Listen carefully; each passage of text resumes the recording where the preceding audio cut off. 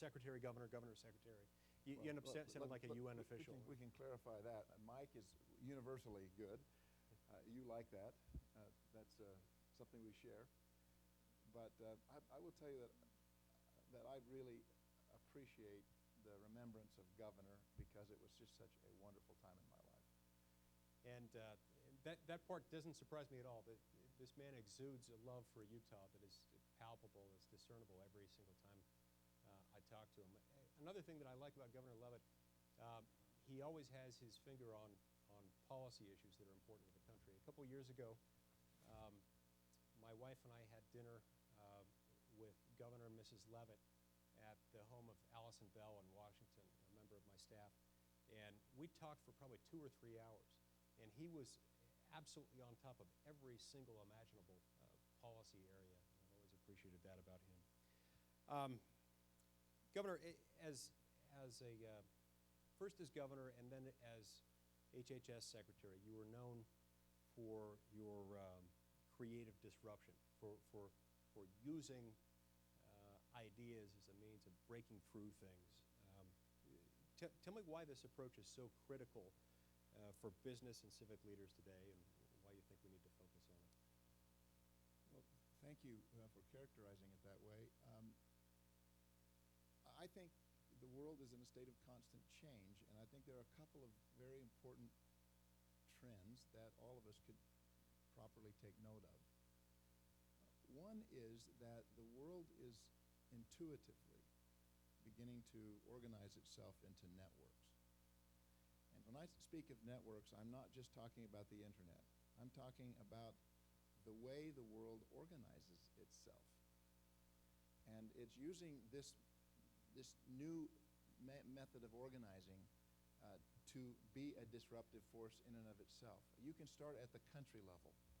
The European Union, for example, really was like a group of mainframe countries all operating on their own. And over the course of the last 20 years, or 30 years, it has begun to evolve into what I would characterize as a group of, it's like a network of PCs. They've begun to form a network of countries because the combination of those countries gives them flexibility, it gives them breadth, and it gives them the ability to navigate a global economy.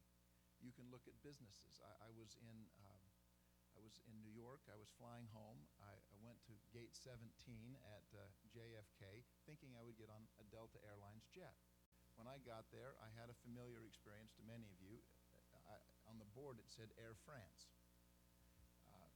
I looked at my ticket and looked back up, and it had turned to Virgin Air. And then I looked down again, and it was now Alaskan Air.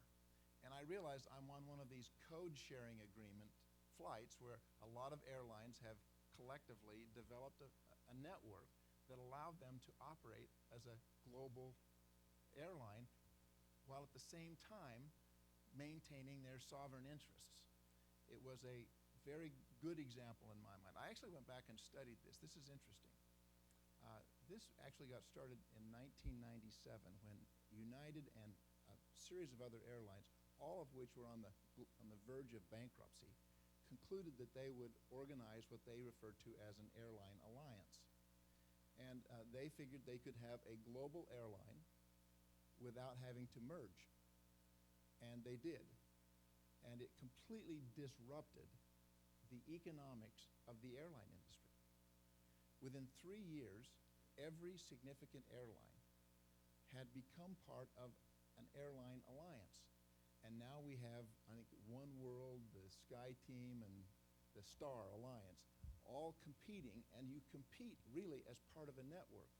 Well, there's a situation where the marketplace began to disrupt using this concept of people forming networks. So I've begun to believe that the world is intuitively organizing itself into networks. Without being part of a network, you can't defeat a network. And that disruption automatically begins to happen when you think in those terms. That's very good insight. I've got a second question for you, and I'm going to ask the second question, then I'll have you roll it. He's got a presentation for us as well. So I'll ask this question, and then I'll let you roll into your presentation. I'll get off the stage so you can do that. Um, as you roll into that, one of the things that you've been known for is the ability to sort of see around corners, to anticipate what challenges are coming next and how we ought to respond to those challenges. What can you tell this group about how civic and business leaders can develop that skill and nurture it once they've developed it? But go ahead and answer that and then roll into your presentation. I'll step off some of it. Thank you. Thank you. I have observed that that it's very difficult to plan for a future you can't see, and there's no one who can see the future in this room. And what I've observed is that it's vitally important, therefore, to create a set of assumptions about the future in order to plan for it. And I think too little time is spent on developing assumptions, recognizing that 40% of what we think will occur won't occur, but having a set of assumptions about what will occur frees us in order to begin to plan. And so I've followed a practice, and I know many other people who have, where our purpose is to establish a set of assumptions not about what we hope will happen, not about what would be good for our business if it happened, but actually establishing a set of assumptions about what we think will happen. But to do that, we obviously have to think about the converging events that occur in society. But once we have established a set of assumptions about the future, what do I think the future will look like? Then we can create a strategy. And then we can develop tactics. And maybe here's the key: to constantly be revisiting the assumptions. I have seen many organizations, governments, and businesses unable to adapt because they were stuck on a set of assumptions that they set some time ago and started down the path but didn't continually review them. So that's the answer to what Senator Lee indicated, and I'm looking for the clicker. Oh, here is the clicker. If you don't mind, I'm going to step down here where I can see you just a little bit better, and besides that, I can also see the slides. I wanted to talk a bit today about an experience that we all had collectively. In 2002, we hosted the Winter Games. And the reason I wanted to raise this is because I want to talk really about the need for collaboration in society. I talked about the fact that we're intuitively organizing ourselves into networks. Well, I'd suggest that the sociology of a network is collaboration. And that collaboration is not just a word that means good cooperation. It's not just a good attitude. It really is a skill set that we can get better at over time. And I think there were so many good examples that occurred during the 2002 Winter Olympic Games that it's worth thinking about that process. Now, all of us will remember the rigorous experience of bidding. We were competing, as you'll recall, first to get the U.S. bid. Once we had achieved the U.S. bid status, we had to go compete against the world. And we went to Budapest, Hungary. Finally, we're there after many, many years of competing, and the day of the bid is to occur. Now, you'll remember, as I will, that there were 150,000 people that had met or gathered at the city and county building. There were a small delegation of us that had gone to Budapest to actually make the presentation. And we made the presentation, and then we went to an auditorium where they had big screen TVs that had been set up, or big screens, and they had focused by video on all of the bid cities. So there are 4 bid cities with big screens. You can see 150,000 people at the Special Events Center. You can see similar gatherings in other places. And then we had this experience. The door opens, Juan Antonio Samaranch walks into the room. He's standing in front of the Olympic Committee. My guess is everybody will remember this. Let's play this.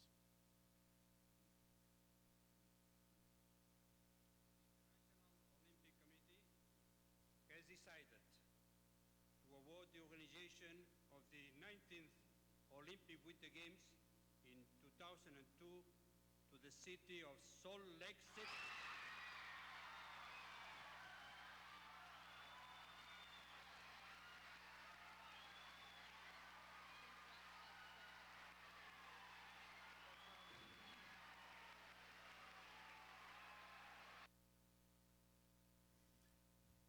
My guess is everyone can remember where they were when that occurred.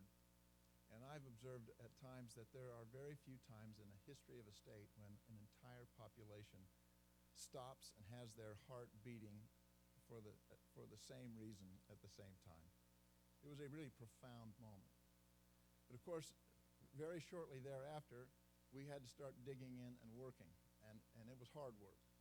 And it was not easy work, and it was not uniformly smooth.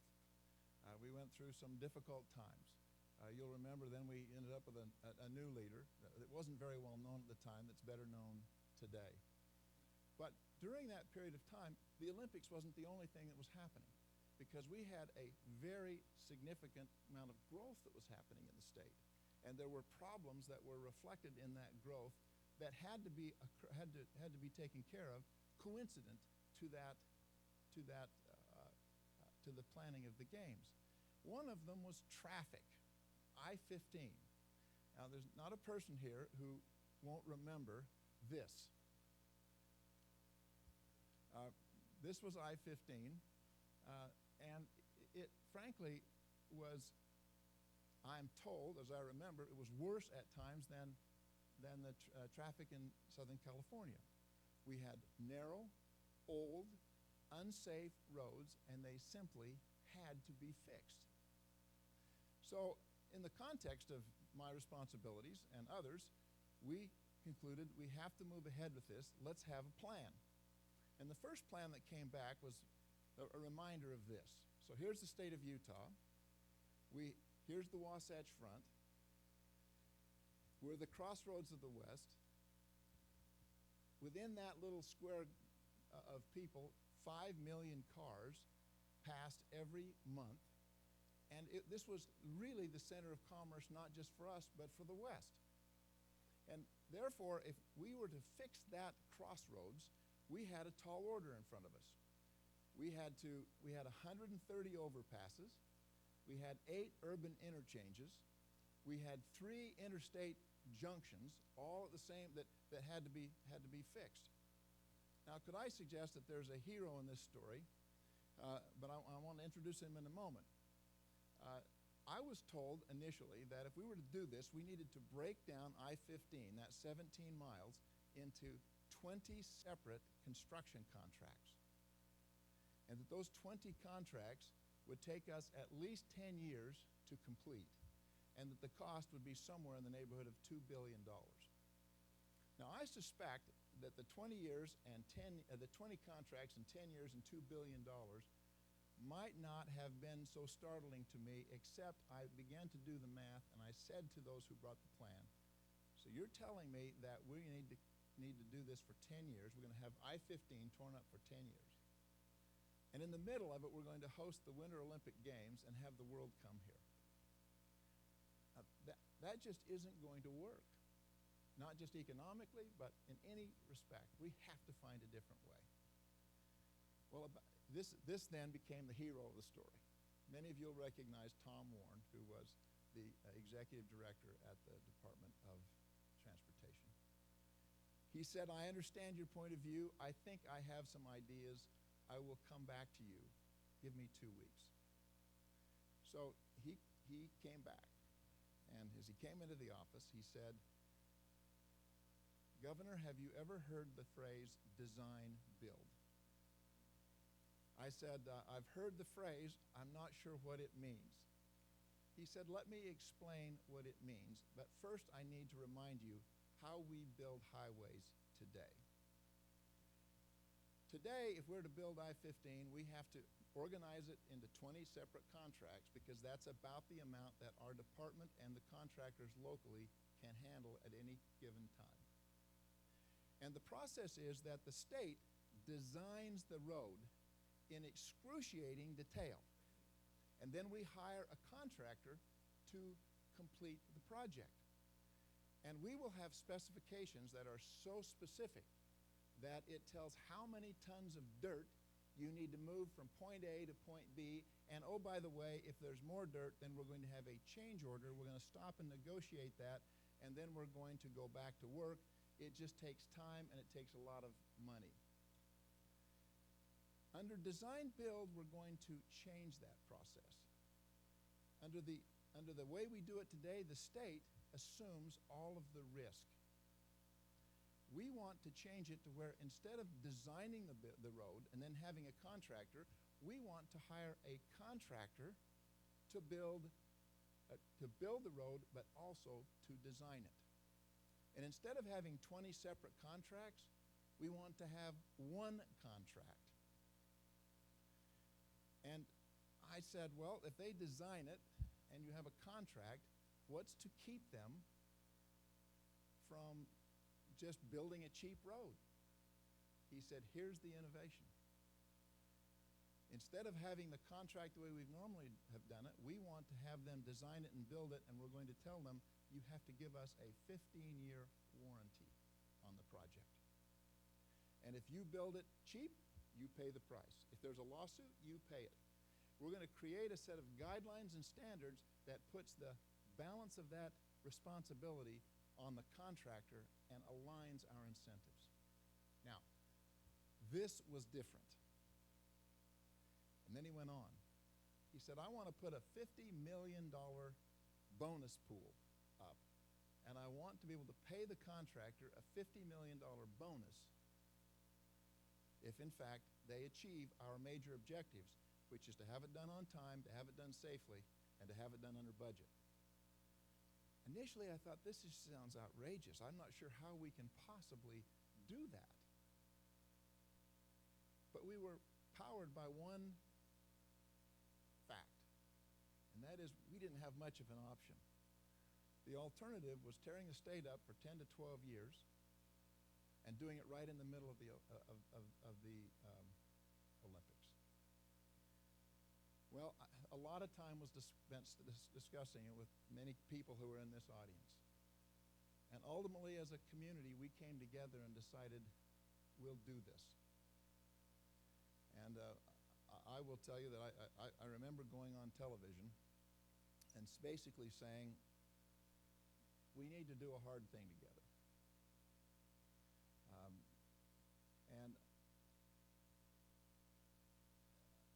You know those 17 miles of freeway you depend on every day? We're going to tear them down. We're going to tear all 130 structures down at the same time.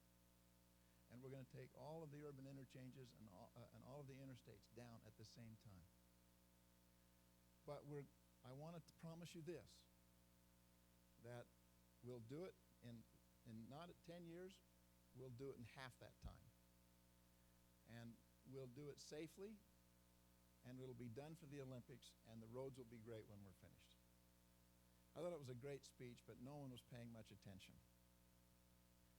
There was a lot of controversy about this. There was a lot of worry about it. This may have been the most significant risk that I think I've ever been involved in, but the incentives were aligned. Now, jump to the end of the story. We've all been driving on it. What was the outcome? And I just want to say Tom Warren was the guy who came up with that. He was the guy who led it. He is the guy who made it happen. And it was more than just an idea. It was a cultural change. It was driving the department, all of us, to think about this in a different way. At the end of the day, the results were, we did it in not 10 years, we did it in 4.5. It wasn't $2 billion, it was $1.6 billion. And the highways have served us well. Now, here are the points that I want to make about that. This was a collaborative process.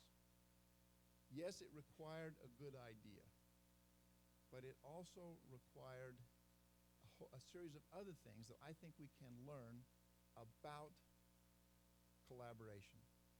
And I'd just like to lay out some what I think of the basics that made this occur. The first is that we were feeling a sense of common pain. And it's been my observation that it's impossible to get hard things done collaboratively unless there is a sense of shared purpose or common pain. We all felt this common pain. We had a common purpose as a state to get that done. The second is that we had conveners of stature. Many of them are in this audience today. One in particular, Lane Beatty, who stood up to this problem as the president of the Senate over and over again. And the conveners brought the community together. I don't know if you remember that Mel Brown and Lane were leaders of the legislature, and we held what we called a growth summit, where we brought the entire community together and began to talk about what needed to be accomplished if we were to achieve this. And this project really rolled out of that. The third would be committed leadership. Tom Warren was committed to this, and he's the hero here. I remember talking to an engineer at the Department of Transportation who said to me, we were a department it was led by people who had spent 30 years contracting the old way and were very skeptical that this would occur. But Tom led us in an effective way, in a collaborative way, and got us there. And the last is northbound train. When these things happen, there has to be a sense of real commitment for it to occur. Now, I hold this out as an example for another reason, and that is that you'll remember that there was no one contractor who was able to do a contract that large. And the result was, part of the innovation is that we brought groups of contractors together and asked them to figure out how to do this in a new, disruptive, and different way. And part of the innovation that Tom Warren brought forward was he said we're going to pay each of the teams to bid. Now that was different than our typical process. And so we paid each team $1 million to plan and to bid the contract with the understanding that we could use all of their good ideas even if they didn't get the bid. And many of the best ideas, for example, you'll remember that they kept the traffic going and kept motorists at least able to continue to move that entire period of time, came from one of the not successful bidders.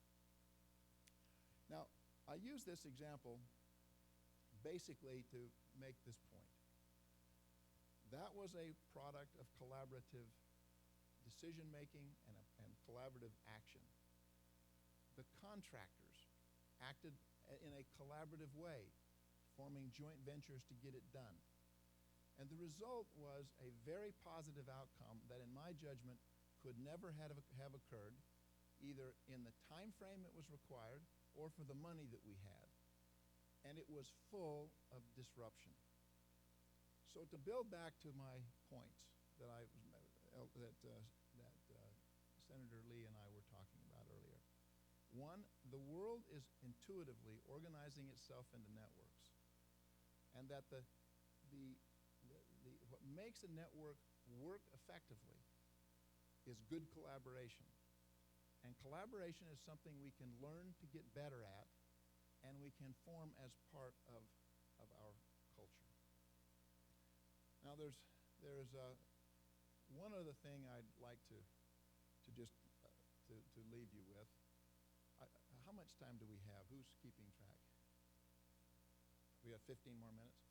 But let me just before I make my last point, I think we've got some time to talk about the way collaboration could be used in our community and the kinds of ways it could be done. I hope I've stirred at least a memory or two, and that I could get someone to comment or question. Who's got a, yes?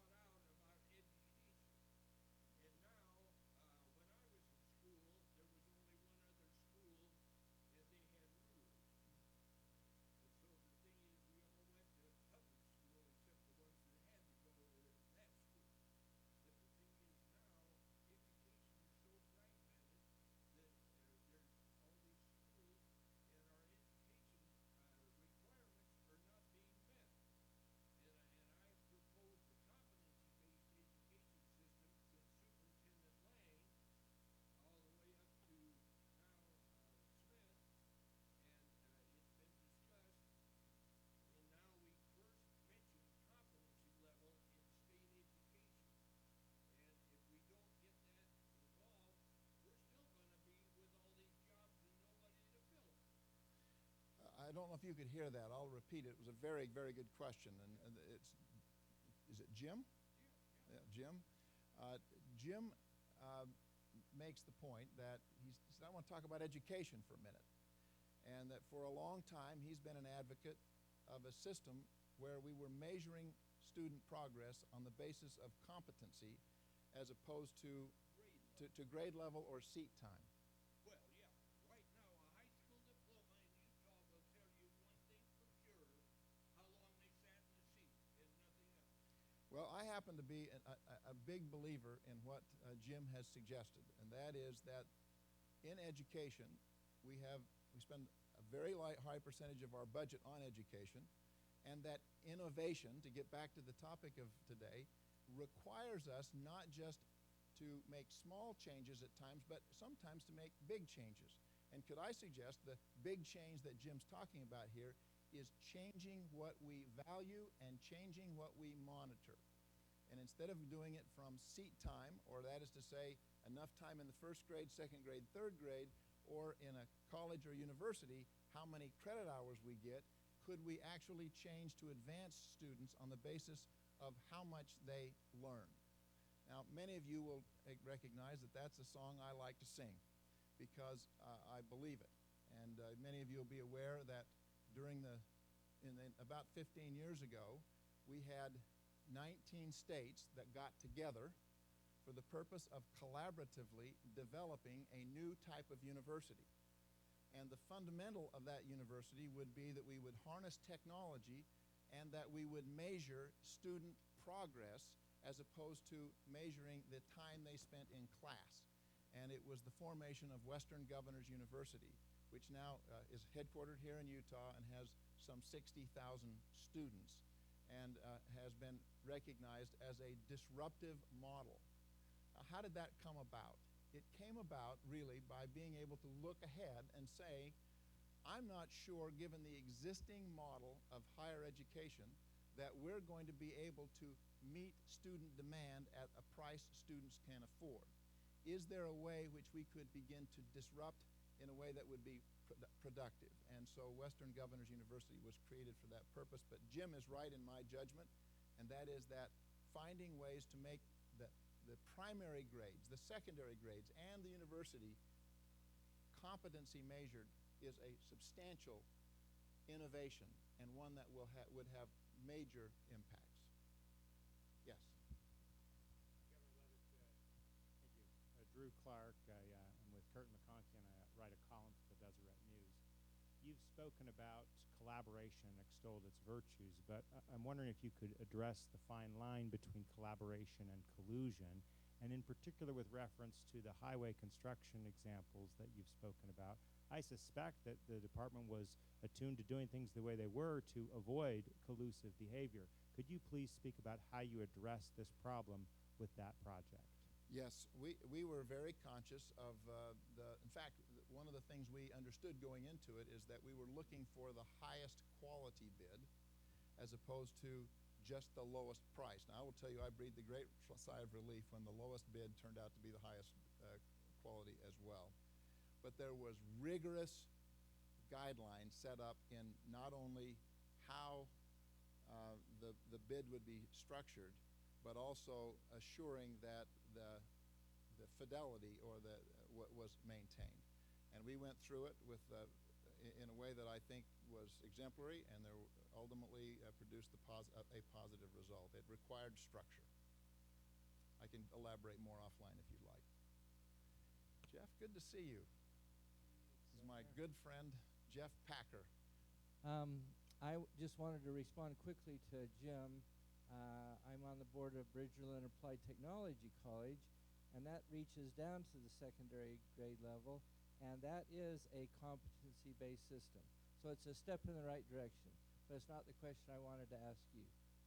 The question I want to ask you is about healthcare.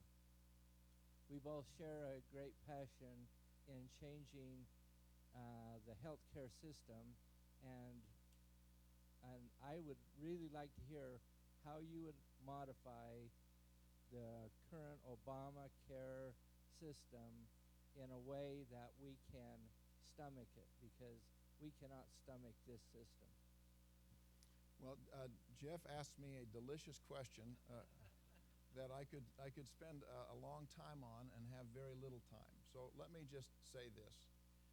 Our system is still dysfunctional in many, many ways.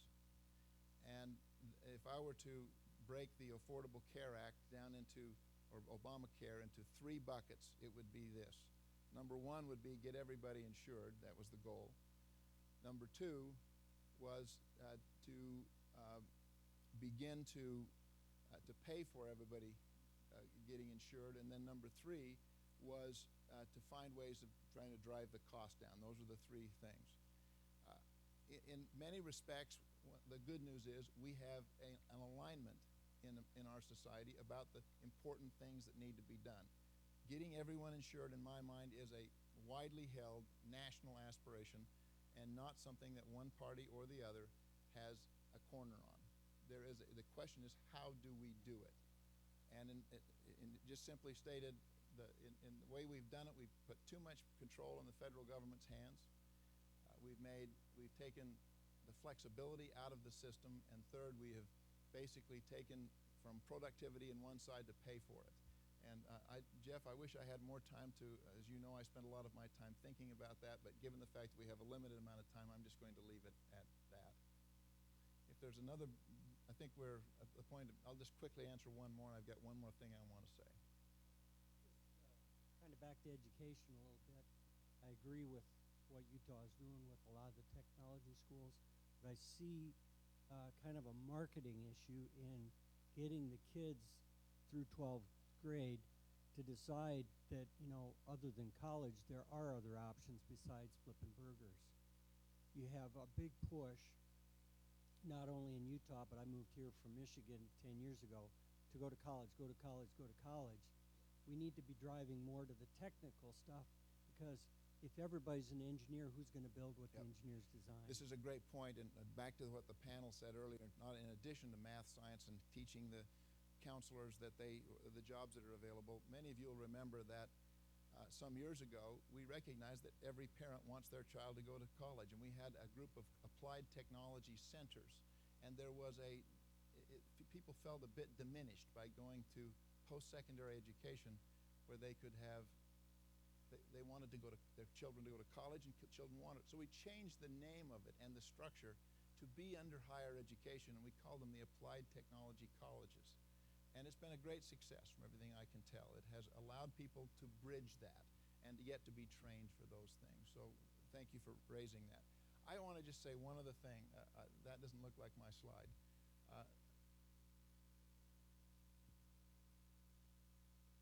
Can we go back to mine? I just wanted to remind you that, I just want to go back to the Olympics and just tell you about a great moment. Just before the games were to begin, a small group was invited to go to Olympia, Greece, to actually see the Olympic flame lighted. Now, as much work as we had done on the Olympic preparation, I don't think I'd paid much attention really to what the Olympic flame was. And we went to Olympia, to the site of where the Olympic Games were held thousands of years ago. And there was a moment when these Olympic goddesses came and stood in these Olympic columns, and they put this bowl out, which was a concave bowl, and they put some material that was flammable in the bottom of it, and the sun warmed the bowl, and within just a minute or two there was this sound and there was flame. And that gave new meaning to me. The Olympic flame is the sun. And then the Olympic goddess put her torch into the bowl, and the flame was lighted, and she held it up ceremoniously. And then out of the side came a runner draped in an Olympic uniform from the state of Utah with a torch that we all came to know so well. And she lighted that torch, the runner saluted, and then began a run. And many of you will remember, as I did, the Olympic torch relay that went 13,000 miles, and 12,500 different times there was that passing of the flame from one torch to another. One day I was out with the organizer of the flame and the torch run, and I said, it amazes me that everywhere we go, there is this thing, people line the streets to see basically what is fire on a stick. I don't get this. What am I missing? And she said, you're missing something, all right. You don't seem to understand what this is all about. She said, this is not just about fire on a stick. It's about a bigger set of values. Let me teach you, she said, about how I learned that. 2 weeks ago, she said, I sent my assistant ahead because we were missing a runner. We needed a runner. She went to an elementary school on the route. She went in and said to the school secretary, I need a runner. I need somebody that's not the student body president. I want to give somebody a lift. Do you know who it could be? She said, I know just who it is. And just a few minutes later, she said, we were dressing this undersized 5th grader in a Utah Olympic uniform. And we went to the street, and there were tens of thousands of people lining it, including his classmates. He ran the torch to the kind of applause that everyone got. Thank you, she said, for allowing our school to be part of that. And then she finished by saying, talking about the undersized 5th grader, she said, he doesn't sit alone anymore. I remind you of that because the fire on the stick was really about the values that came about to make the Olympics great. Respect and friendship and dedication and doing one's best. We sit in a meeting like this and we talk about programs, but the reality is the fire on the stick really are the same things. It's about building a great community. It's about the spirit of a community. It's about a spirit of the community that we have here. So as we complete about this discussion about collaboration and disruptive innovation, the things we can do better to make it work, let's remember the fire on the stick is really people and making this a great place for us and for our grandchildren.